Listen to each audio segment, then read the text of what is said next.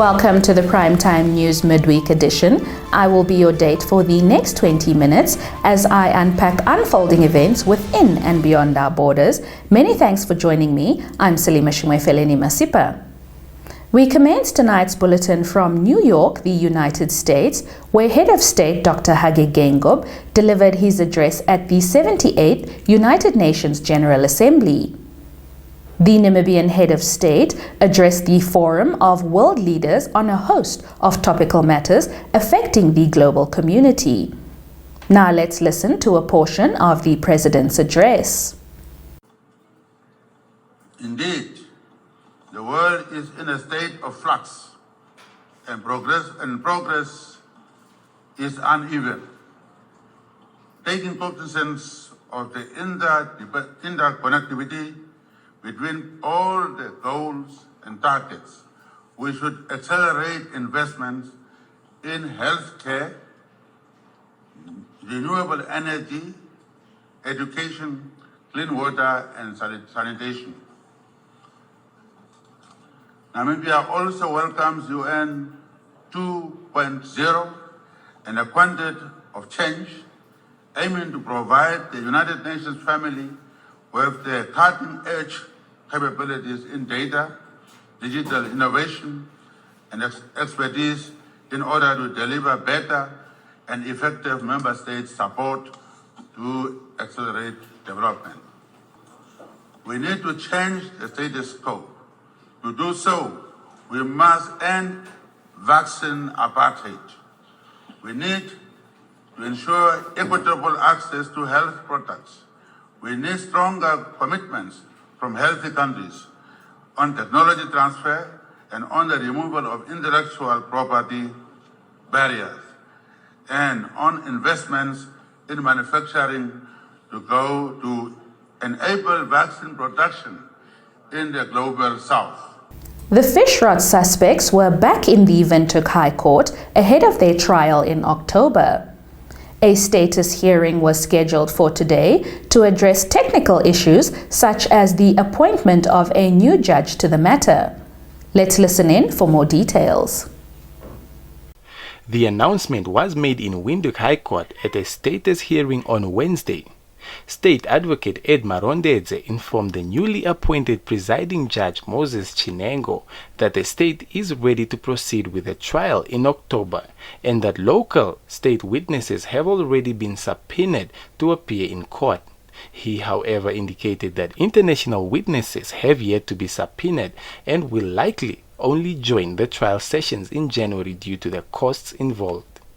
Marondedze also informed the court that the state and defense lawyers concluded that 2 October will not be appropriate for the commencement of the trial, as a number of suspects indicated that they will be lodging applications in terms of Section 26 of the Prevention of Organized Crime Act to have access to their frozen assets.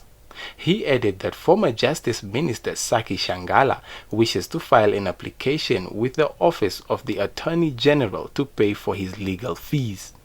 On Monday, former Fisheries Minister Bernard Esau's application for the Attorney General to cover his costs was declined.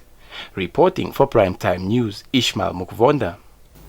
On to a rather sad and unfortunate incident that occurred in neighboring South Africa.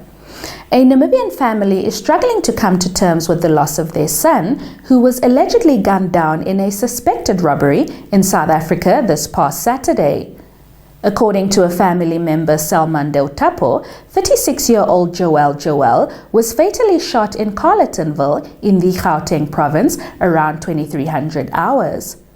Joel had been living in South Africa since 2013. Deutapo said a criminal case has been opened and the family has positively identified him. She added that the South African police confirmed that Joel died on the scene. An official at the Ministry of International Relations and Cooperation said the matter has not been reported to the ministry nor the Namibian embassy in South Africa. Meanwhile, police in the Omaheke region are investigating a matter in which a human skull was discovered in Aminus, Omaheke region on Tuesday. It is reported a farmer discovered a human skull in the grazing area of Springwater and notified the police. Unit Commander of Community Affairs Omaheke Region, Fina Shakajengange, revealed the skull was found without a lower jaw and that preliminary information suggests that human bones were also found scattered all over the area. Moving on. An initiative aimed at rewarding, recognizing and supporting individuals and entities that play a pivotal role in ensuring the safety, hospitality, kindness, care and preservation of the country's tourism was launched on Tuesday. The campaign, dubbed Tourism Heroes, was launched by the Gondwana Collection, a hub for travel and safaris in Namibia, in response to a concerning surge in criminal activities targeting international tourists. More from this report. Speaking at the launch, Namibian Minister of Environment, Forestry and Tourism, Pohamba Shifete, said this reward system will assist and support the government efforts in ensuring that culprits and criminals that target tourists and tourist establishments are quickly identified, apprehended and brought to book to face the full wrath of the law. Gondwana Collection Namibia showed its commitment to this cause by contributing 1 million Namibian dollars, equivalent to about $67,000 through the Gondwana Care Trust. Meanwhile, Peter Kashivivi, Speaker of the National Assembly, who also attended the launch, highlighted the importance of the hospitality industry as well as tourists visiting the country, noting that there is a need to make the Southern African country welcoming to all tourists and make it the preferred destination for tourists to experience true hospitality in Africa. Last week, Namibia experienced a spate of violent attacks on international tourists, which Shifete condemned as a serious concern for the industry, which contributes significantly to the country.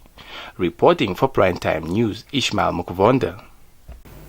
The Minister of Information and Communication Technology, Dr. Pea Moshelenga, officially launched the 7th ICT Summit earlier on today in the capital. Moshelenga emphasized that digital economy holds tremendous promise for economic growth, innovation and social development, coupled with new risks and vulnerabilities that must be effectively managed. More from this report. The 7th ICT Summit, scheduled for the 9th to the 11th of October 2023, will serve as a platform for dialogue, knowledge exchange and collaboration. It will bring together industry leaders, policymakers, experts and innovators to explore cybersecurity challenges and opportunities, share insights and chart a course towards a secure and prosperous digital future for Namibia. I call upon all stakeholders to actively participate in this summit, contribute their expertise and engage in meaningful discussions. Let us leverage this opportunity to forge new alliances, deepen existing partnerships, and collectively shape the future of the ICT sector in Namibia.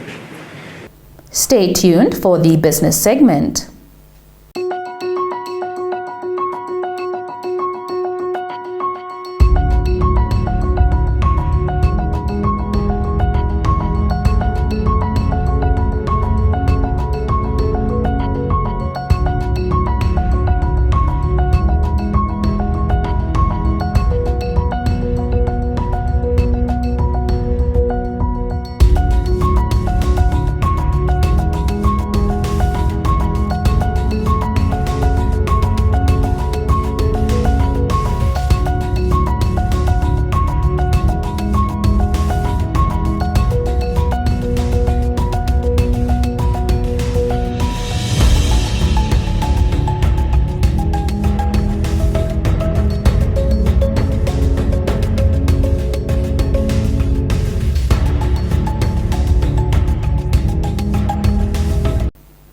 Welcome to the Primetime Biz segment, your hub for local and continental business news. Agribusiness leads the slot tonight. The agricultural sector forms the bedrock of many African economies. The sector continues to experience exponential growth. But how can the African youth demographic harness the full potential replete within the sector? While to unpack these and other related questions, our primetime biz anchor, Michael Madimba, sat down with South African-based agribusiness thought leaders to shed more insights. They are currently in Namibia for a one-day conference taking place on Thursday under the theme Empowering Youth in Agriculture. Let's have a listen. So my role at the upcoming conference is to talk a little bit about successful agripreneurship ventures for the youth, as well as participate in some panel discussions related to agripreneurship. Okay? That's basically what I'm here to do, just to explain a little bit about the agricultural industry and the supporting industries that make the agricultural industry what it is. So I'm going to be talking about how we can kind of inspire our youth in farming isn't what it used to be. Farming is merging, it's adapting, it's evolving. And farming isn't now just owning some cows and sheep. There's so many different aspects or talents that you can merge into creating amazing businesses to sort of live that farming dream. So that's sort of what I want to inspire to our youth of today and tomorrow and the future. My role at the conference, my topic is mostly based on mentorship and capacity building, exploring opportunities, like how does mentorship help people, especially in the agricultural sector, those who want to join the agricultural sector, those who want to grow and develop themselves. Yes, great. Industry players in the information and communication technology sector have pledged over 500,000 Namibian dollars in cash towards the 7th ICT Summit, slated for 9 to the 11th of October 2023. Launching the summit in the capital earlier today under the theme Rethinking Cybersecurity Investment to Secure the Digital Economy and Its Opportunities, Minister of Information and Communication Technology, Dr. Pea Mushelenga, noted the summit aims at creating a platform to discuss the trends and challenges facing the industry globally and in the country. I'm glad to officiate at this occasion, and I'd like to extend my heartfelt appreciation to all ICT sector's players and stakeholders who have pledged their generous sponsorship in various categories for the upcoming summit.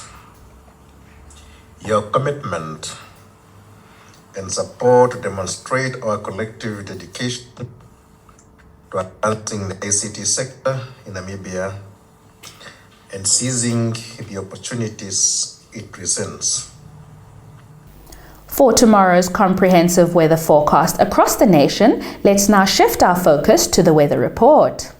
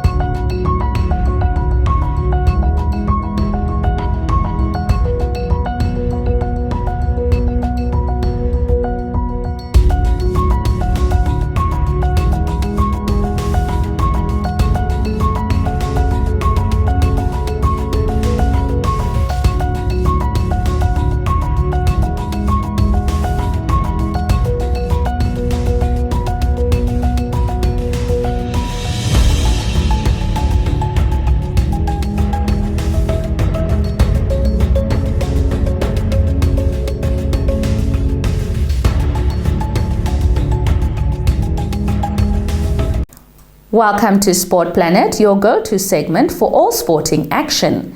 Leading the segment, Namibia's baguette-loving captain Johan Daisel says he cannot wait to lead his side into Thursday's Rugby World Cup pool match against France, a country where he spent half a decade of his life. Namibia in their 7th World Cup have lost all 24 previous matches. The closest they have come to victory was a 1-point defeat by Georgia in 2015. After facing Le Bleu, they end their Pool A campaign against Uruguay on September 27, and they have made it no secret that that final game was their World Cup. The French have selected their best team, which is a great test for our players, said Namibian coach Alistair Coetzee, also justifying his team tinkering. Meanwhile, French coach Fabien Galtier is taking inspiration from Charles Darwin to prepare for Minnows Namibia in Marseille on Thursday in what should be a further step to topping Pool A in the Rugby World Cup.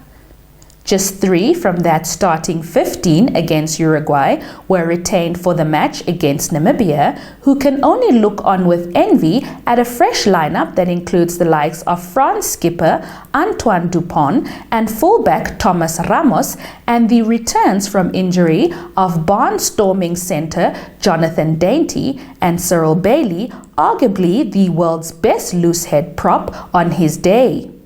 Stay tuned for the Sports Roundup.